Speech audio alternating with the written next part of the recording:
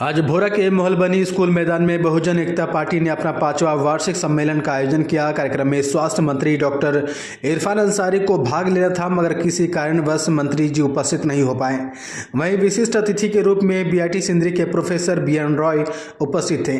कार्यक्रम में मंच के अध्यक्ष रंजीत यादव ने बताया कि कार्यक्रम में मंत्री जी को भाग लेना था, मगर किसी कारण से भाग नहीं ले सके, मगर एक 11 सूत्रीय मांग पत्र मंत्री जी को सौंपी जाएगी।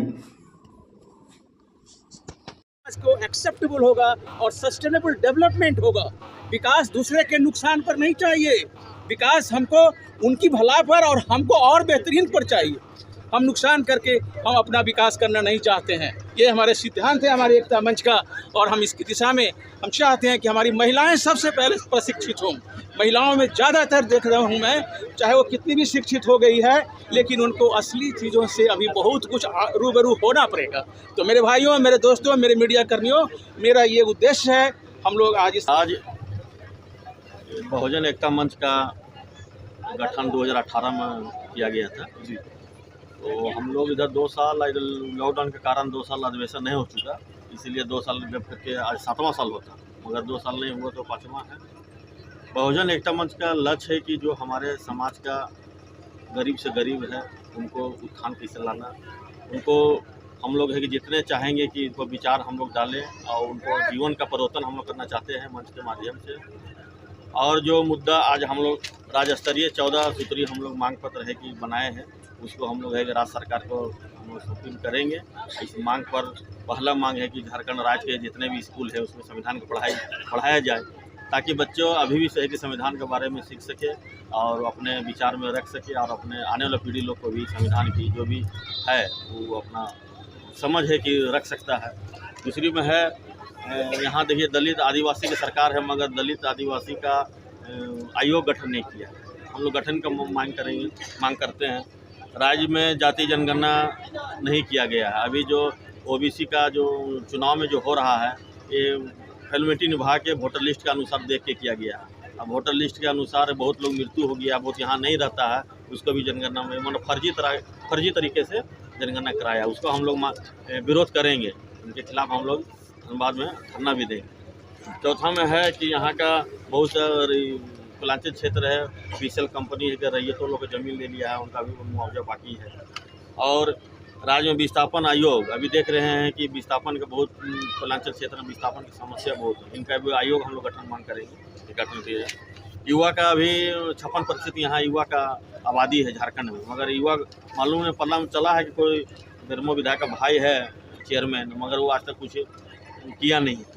उसको हम लोग है कि बदलने की मांग कर रहे हैं। निजी कंपनियों जो 75% है जो सरकार लागू किया था, वो कहाँ किया है नहीं क्या पता नहीं चल रहा है, उसको हम लोग आयोग गठन करने की मांग कर रहे हैं। उसके बाद है कि राज्य में जो गरीबों लोग राशन दिया जाता है, तो अदर स्टेट में और भी सामान दिया जाता है संगमरगी, तो कम दर में हम सरकार से मांग करेंगे कि गरीब से गरीब को और सामान जो है उपलब्ध कराया जाए। उसके बाद है आदिवासी बटालियन, अही रेजिमेंट भी गठन नहीं किया है। आदिवासी बटालियन का भी पहला अंग्रेज विरोध आदिवासी समाज किया, तो लोग हम चाहेंगे बटालियन आयोग गठन करने का पहला। और आपका 12वां हो रहा है सैया साथी, जो आंगनबाड़ी केंद्र में जो है महिलाओं लोग को 2000 रुपया में इन लोग को 24 घंटा का कार्य कराता है।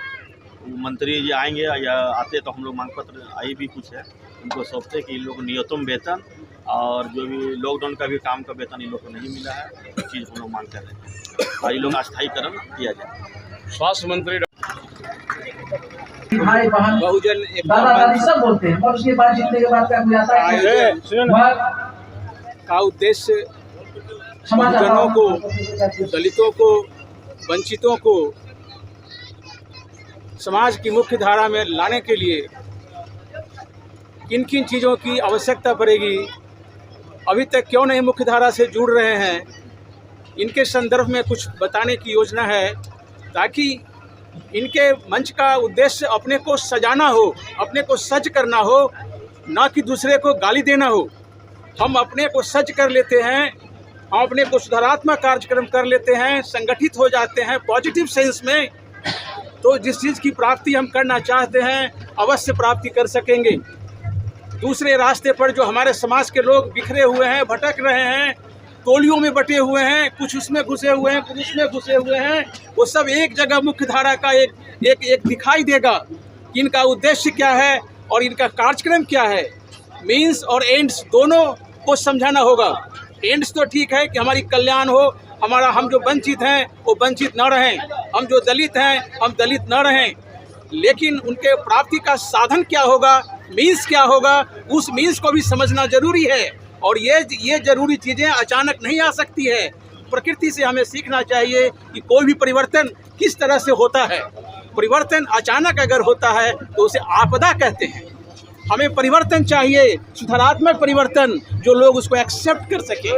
ऐसा नहीं जैसे हमें ठंडा है, ठंडा का मौसम अचानक गर्मी में बदल जाए तो लोग डरने लगते हैं, पता नहीं बुखार हो जाएगा या क्या हो जाएगा। या गर्मी का समय है और अचानक हम ठंडा में ऐसा महसूस करते हैं, वहाँ भी हमारी प्रकृति हमें पनिशमेंट कर देगा, दंड दे देगा। प्रकृति से देखिए, अगर हम इसको मोड़ना चाहते हैं तो उसको मोड़ने का तरीका ये होगा, तब ये मुड़ेगा। अगर इसको उस दिशा में, उल्टी दिशा में मोड़ना चाहेंगे, परिवर्तन करना चाहेंगे तो ये टूट जाएगा। ये दोनों मोड़ने में हमको समझना पड़ेगा।